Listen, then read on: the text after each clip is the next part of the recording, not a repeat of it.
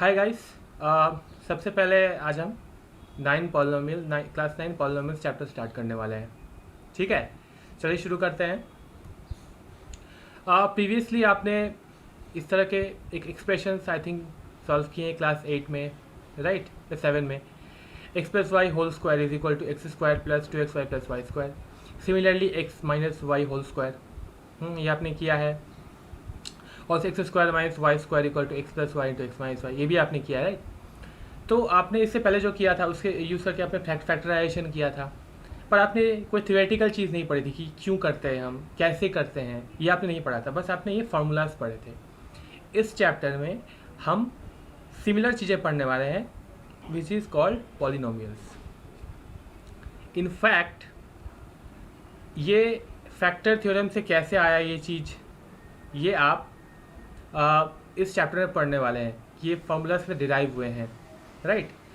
And also ये formula का use कहाँ पे है ये भी आप पढ़ने वाले हैं। जैसे आप अगर मल्टीप्लाई करेंगे 106 इंटू 94, इसको आप कैसे मल्टीप्लाई करेंगे। आप अगर 106 इंटू 94 करेंगे, फिर इसको मल्टीप्लाई करेंगे 3 से, फिर इसको 3 से करेंगे, फिर ऐड करेंगे, that will take a lot of time, right. So इसको और स्मूथली ईजीली कैसे करेंगे हम, यही चीज़ हम इस चैप्टर में पढ़ने वाले हैं कि इस तरह के multiplication, okay, like 107 into 107, 185 into 185, इस तरह के मल्टीप्लिकेशन आप कैसे करेंगे फास्ट, ये भी हम यहाँ पे पढ़ने वाले हैं इस चैप्टर में, which is called polynomials. Okay, तो चलिए शुरू करते हैं। बिफोर गोइंग टू पॉलिनोमियल्स आपको दो चीज़ यहाँ पे क्लियर करनी पड़ेंगी। पहला है कांस्टेंट, दूसरा है variable. Okay, so what is constant? Constant everything that is same through out the problem. Simple, constant सब कुछ जो सेम रहता है। ओके, ये जनरल मीनिंग है कांस्टेंट, हमेशा जो जिसका वैल्यू कभी चेंज नहीं होता है। और प्रॉब्लम के अनुसार क्या होता है कि अगर किसी एक प्रॉब्लम में किसी एक वेरिएबल का वैल्यू अगर चेंज नहीं हो रहा है, that is called constant. Generally हम इसको प्रॉब्लम्स में ए बी सी इससे डिनोट करते हैं कांस्टेंट को। अब वेरिएबल क्या होता है? Variable is something that keeps changing, value that keeps changing. Okay, ध्यान से वेरिएबल क्या क्या हो सकता है। अभी आपका एज कितना है, जितना भी होगा, 1 महीने बाद आपका एज सेम नहीं है, राइट। क्यों? बिकॉज टाइम आगे बढ़ रहा है। इनफैक्ट अगर आप सोचिए कि आपका जो एज है ये एक सबसे बड़ा वेरिएबल, ये हमेशा चेंज होता रहता है, क्योंकि आप देखिए हर सेकंड के साथ टाइम इंक्रीज हो रहा है। ओके, तो आपका एज जो है चेंज हो रहा है। अगर आपका एज समथिंग है like 12 years, something months, okay, something hours, okay, something days, 12 days, 5 hours, 25 minutes, 30 second, ये आपका एज हुआ। नेक्स्ट पल ये 31 हो गया, फिर 32 हो गया, 33 हो गया। तो something it keeps changing, right.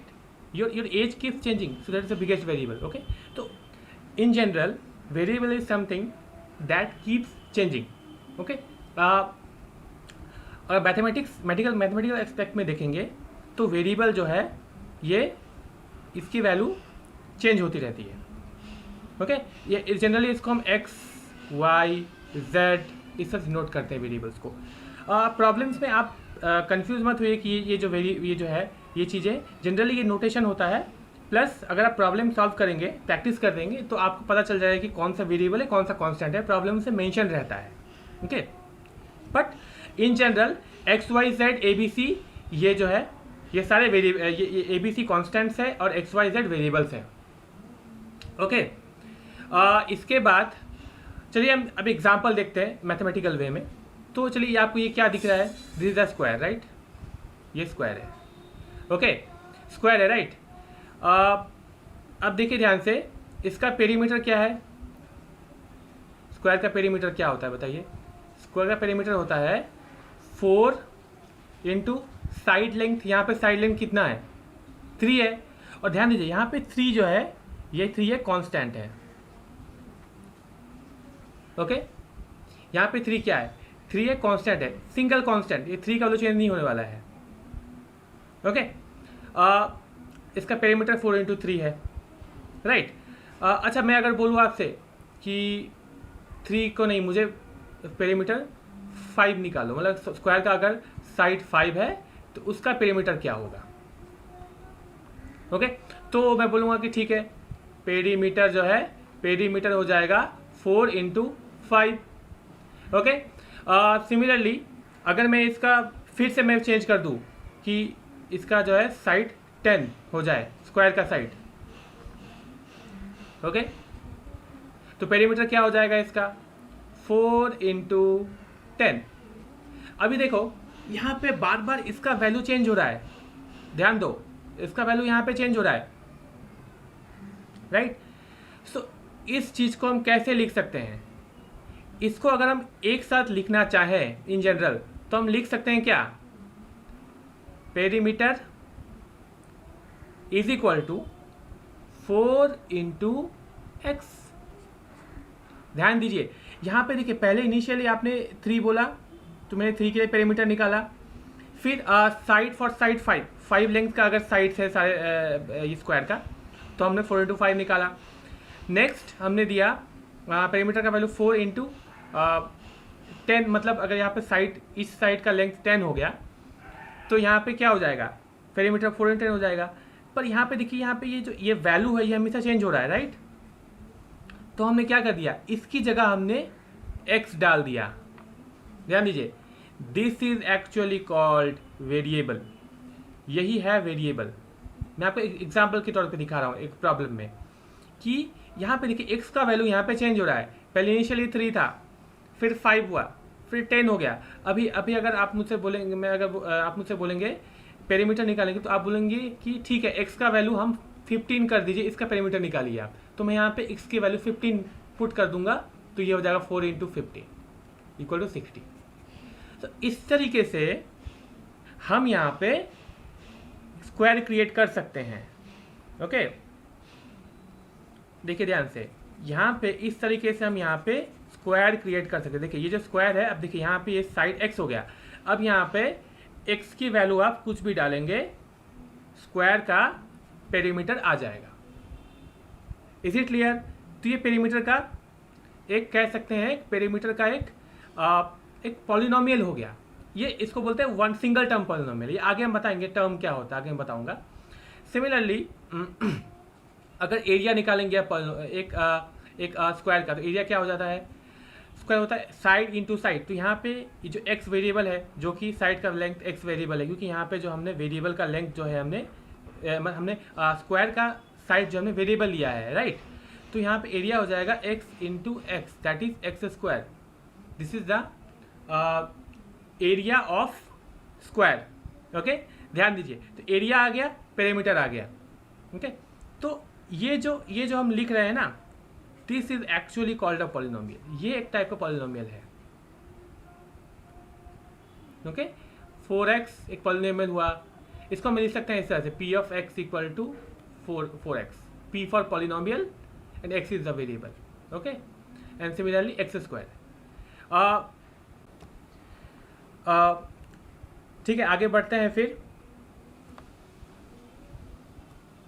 ठीक है, तो अब यहाँ पे पॉलिनोमियल्स के बारे में और पढ़ते हैं। ठीक है, सबसे पहले terms of a polynomial. Okay, तो देखिए अगर मैं पॉलिनोमियल लिखा p of x = x² + 2x + 1, एक पॉलिनोमियल मैंने लिखा है। ओके, तो इसमें क्या क्या टर्म्स हैं, this is one term, okay, this is term, ये एक सिंगल, इसको हम बोलेंगे term of polynomial.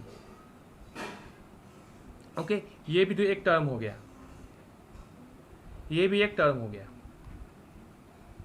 This a term consisting of x² power of 2, x power of 2. This term consists of x to the power 1. Okay, and this term consists of constant. Okay, so these are called terms of a polynomial. Okay, next is coefficients of polynomial. अगर आप इसी polynomial को फिर से आप देखें कि px = x² + 2x + 1।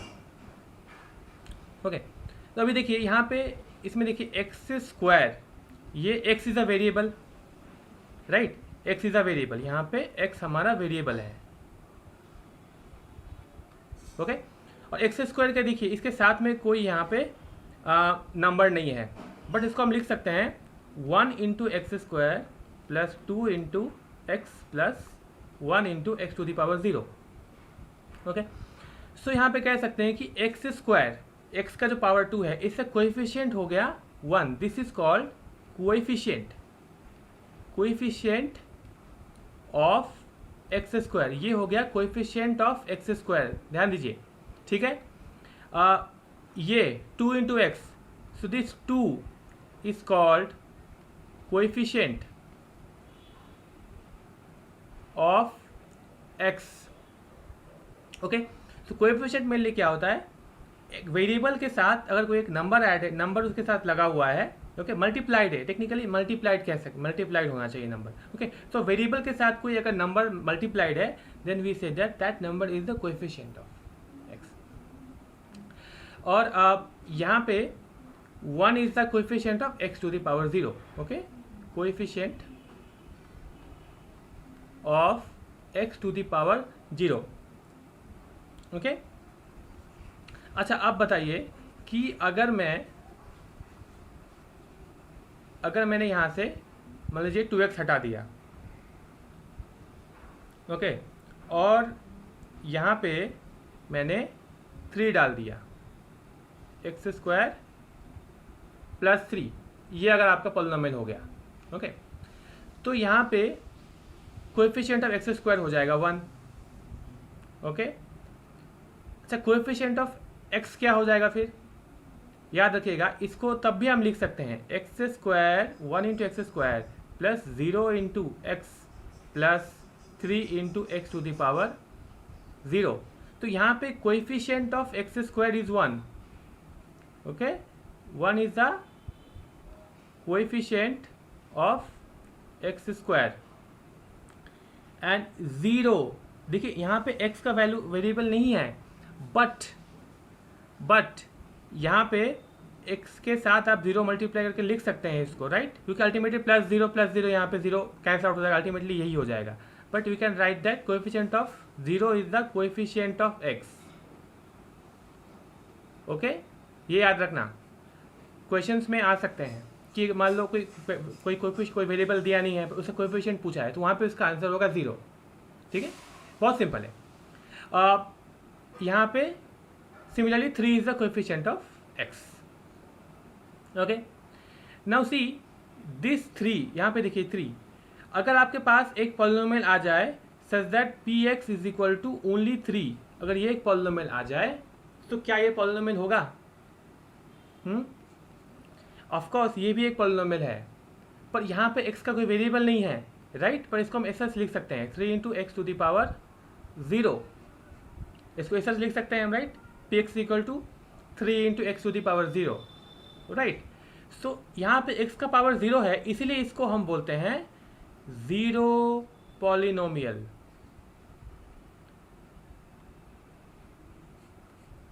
Okay. तो इसको हम क्या बोलते हैं, हमेशा याद रखिएगा, अगर यहाँ पे पॉलिनोमियल में अगर कांस्टेंट है, सिर्फ कांस्टेंट ही दे दिया गया है, तो उसको हम बोलेंगे 0 पॉलिनोमियल, वाई, बिकॉज वो जो है x टू द पावर 0 का कोएफिशिएंट है, that's why it is called 0 polynomial, okay. ध्यान दीजिएगा, px polynomial of x, okay, ये जो है आप इस तरीके से लिख सकते हैं प्लस 2x प्लस 1, ओके। पर अगर यहाँ पे देखिए, ये p जो है, p एक पॉलिनोमियल है, ओके। p यहाँ पे हमने एक वेरिएबल हमने वेरिएबल नहीं, मतलब हमने एक जस्ट फॉर नेम हमने p दिया, आप इसको r भी दे सकते हैं, r ऑफ x भी लिख सकते हैं इसको हम इस तरीके से, t ऑफ x भी लिख सकते हैं इसको, ओके। जरूरी नहीं है कि p एक स्टैंडर्ड नोटेशन है जो जनरली बुक्स में आपको दिखेगा p, बट कहीं कहीं r भी लिखेगा आपको, कहीं कहीं t भी दिखेगा, तो don't get confuse in it, okay. p r t कुछ भी हो सकता है। और रहा x का बात, मैंने पिछले स्लाइड में बताया था कि x जो है y z t कुछ भी हो सकता है, राइट। तो यहाँ पे आप लिख सकते हैं इसको p ऑफ t, कैसे लिखेंगे इसको, सेम पॉलिनोमियल को हम लिख सकते हैं p of t equal to t q plus 2t plus 1। Okay, तो हम सिमिलरली हम इस तरीके से भी लिख सकते हैं, हम इसको ऐसे भी लिख सकते हैं। देखो ध्यान से, ये जो t एक वेरिएबल है, it's a single variable polynomial. यहाँ पे इसको बोलेंगे सिंगल वेरिएबल पॉलिनोमियल, क्योंकि यहाँ पे एक वेरिएबल है t और उस t के साथ यहाँ पे पॉलिनोमियल है, मतलब t यहाँ पे एक वेरिएबल है। Okay, this is also called single variable polynomial. Okay, इसको हम जस्ट अ मिनट या तो ये पॉलिनोमियल को हम ऐसे भी लिख सकते हैं, r of t equal to t square minus 2t plus 1, इस तरीके से भी हम लिख सकते हैं। Okay, s of u is equal to u square minus 2u plus 1। आप जो भी वेरिएबल यहाँ पे यूज़ करोगे t u वो यहाँ पे आ जाएगा। ओके, सो यहाँ वेरिएबल आपको बस ध्यान रखना है कि यहाँ पे r के ब्रैकेट में कौन सा वेरिएबल है। ये ये वेरिएबल है, यहाँ पे जो भी होगा ये t के फॉर्म में वो t सारे इसके वेरिएबल बन जाएंगे, ये आपको याद रखना है। और r s p कुछ भी नोटेशन आपको फर्क नहीं पड़ता है, राइट। ध्यान दीजिएगा कि यहाँ पे टी स्क्वायर हमेशा हमेशा पॉलिनोमियल का जो पावर रहेगा, हमेशा x to the power k अगर आपका पॉलिनोमियल है something, this k will always be greater than equal to 0। Okay, k कभी लेस दैन 0 नहीं हो सकता है, याद रखना, k कभी लेस दैन 0 यहाँ पे नहीं हो सकता है। बेसिकली देखिए, ये पॉलिनोमियल जो आप पढ़ रहे हैं यहाँ पे आपको k लेस दैन 0 नहीं मिलेगा, पर generally polynomial k less than 0 होता है, पर उसको हम यहाँ नहीं पढ़ने वाले, आपके इस चैप्टर में ये वाले नहीं पढ़ने वाले। इसको हम फंक्शंस बोलते हैं। फंक्शंस में आपको पॉलिनोमियल मिलेंगे जिनका पावर जो है 0 से कम हो सकता है। ओके, ये फंक्शन से पढ़ेंगे, ये आप 11-12 मोस्ट प्रोबेबली आप 11-12 में पढ़ने वाले हो ये फंक्शंस। ओके, बट इस चैप्टर में आपको जो x के पावर मिलेंगे ये हमेशा ग्रेटर दैन इक्वल टू 0 रहेंगे। ओके, लेस दैन 0 कभी नहीं हो सकता, ये याद रखना है आपको। ओके, एंड ऑल्सो ये जो k होगा, ये k हमेशा नेचुरल नंबर होगा। Okay, k will always B natural number. Okay, मतलब k will be 0 1 2 3 dot dot. Okay, natural number can not B negative, you know that. और 0 और 1 के बीच में कोई रूट ओवर या फिर कोई डेसिमल कुछ नहीं होगा, हमेशा x to the power k, x का पावर हमेशा नेचुरल नंबर रहेगा, ये याद रखना है आपको। ओके, देखो एक्चुअली में इसका रीज़न अगर मैं बताऊं तो नेचुरल नंबर अगर नहीं होगा ना, तो अगर आप पॉलिनोमियल को अगर आप आगे जब आप हायर क्लासेस में पढ़ोगे, मैथमेटिक्स अगर पढ़ोगे, तो वहाँ पे पॉलिनोमियल एक स्ट्रक्चर फॉर्म करते हैं। ओके, एंड अगर नेचुरल नंबर नहीं लेंगे k का तो वो स्ट्रक्चर फॉर्म फॉलो नहीं करेगा। ओके, स्ट्रक्चर के प्रॉपर्टीज फॉलो नहीं करेगा, इसलिए इसको जनरली हम नेचुरल नंबर, ये एक स्टैंडर्ड एक टेक्निक है, नेचुरल नंबर हमेशा यूज़ करते हैं हम। नेचुरल नंबर हटा देंगे तो फिर पॉलिनोमियल का जो स्ट्रक्चर होगा, ये अभी आपको नहीं बता सकता मैं, क्योंकि ये स्टैंडर्ड हायर लेवल मैथमेटिक्स में आपको पढ़ेंगे कि पॉलिनोमियल कौन सा स्ट्रक्चर फॉर्म करता है। वो स्ट्रक्चर फॉर्म नहीं होगा अगर आप नेचुरल नंबर यूज़ नहीं करेंगे। ओके, इसीलिए हम यहाँ पे नेचुरल नंबर हमेशा लेके रखेंगे, तो ये याद रखना है आपको, राइट। तो चलिए एग्जाम्पल देखते हैं। Are these algebraic expressions polynomial? ध्यान से देखिए, x प्लस 1/x, क्या ये पॉलिनोमियल है? देखिए इसको हम कैसे लिख सकते हैं, x प्लस 1/x को हम कैसे लिख सकते हैं, x टू द पावर -1। ध्यान दीजिएगा, इसको हम ऐसे लिख सकते हैं because x to the power -1 होता है 1/x एक्चुअली में नेगेटिव। ओके, सिमिलरली अगर 1/x स्क्वायर हो तो उसको हम लिख सकते हैं x टू द पावर -2। इस तरीके से ये आपने पहले ही पढ़ा होगा, नहीं पढ़ा तो भी देख लीजिए ध्यान से, इस तरह से हम लिख सकते हैं। अब मैंने कहा था कि x का पावर कभी भी नेगेटिव नहीं हो सकता, right. So this can not be a polynomial. Okay, similarly √(x+3) x to the power, इसको कैसे लिख सकते हैं हम, √(x) लिख सकते हैं हम x to 1/2 + 3। ओके, अब देखिए 1/2 is not a natural number, right. Okay, so इसीलिए हम इस तरह से नहीं कर सकते हैं। ओके, तो this is also not a polynomial and similarly cube root of y plus y square is also not a polynomial because ये हो जाएगा 1/3 plus y square.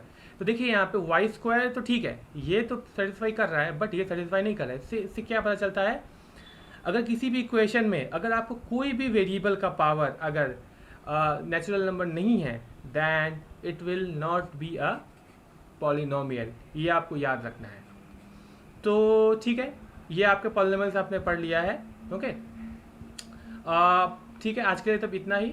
Next lecture में हम आगे पढ़ेंगे पॉलिनोमियल्स के बारे में, लाइक बाइनोमियल्स, मोनोमियल्स क्या होते हैं, फिर क्वाड्रेटिक इक्वेशंस क्या होते हैं, linear equations, quadratic equations, cubic equations क्या होते हैं, फिर आगे हम फैक्टराइजेशन थ्योरम पढ़ने वाले हैं। ओके, तो ये हम नेक्स्ट लेक्चर के लिए पढ़ेंगे। Okay, thank you very much. Okay, let's meet you in the next lecture.